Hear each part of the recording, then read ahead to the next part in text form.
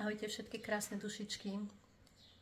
Ja vás zdravím a chcela by som vám odovzdať ďalší odkaz, ktorý som prijala a je určený priamo pre vás. Takže počúvajte. Je náročný a ťažký rok, ktorý preveruje vzťahy a väzby. Nefunkčné a toxické všetko odchádza. Dôležité je veriť sebe, stvoriteľovi, nezísť cesty a nezlyhať. Pre mnohých vyvolených boli pridelení pomocníci, ktorí automaticky dostávajú ochranu zhora ako vyvolení. Tú ochranu svojou prácou pre svetlo môžu rozšíriť aj na svoje rodiny. Ako náhle však sa pomocník dostane do područia temna a pod jeho vplyv, tak ochrana slabne. Škodí tým nie len sebe, ale aj vyvolenému a svojim blízkym. Veľký pozor, komu veríte.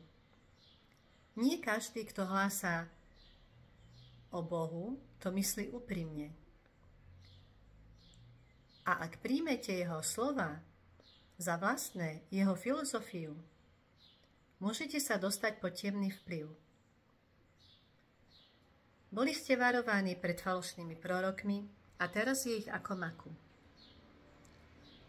Proroci, vešci, hlásatelia pravdy, liečitelia.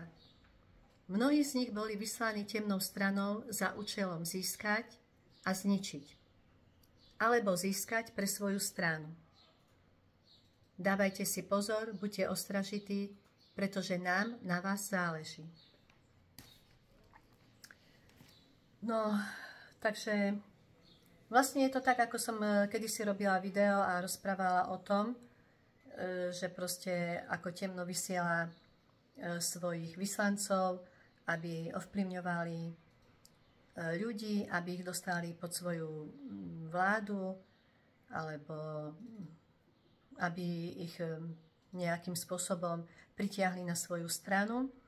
A vlastne tí ľudia budú to robiť ďalej s tými ďalšími a s priateľmi a rodinami a tak ďalej. A vlastne vidno to aj na aurách tých ľudí, ktorí už sú ovplyvnení temnom, alebo ktorí dokonca pracujú priamo pre temnú stranu.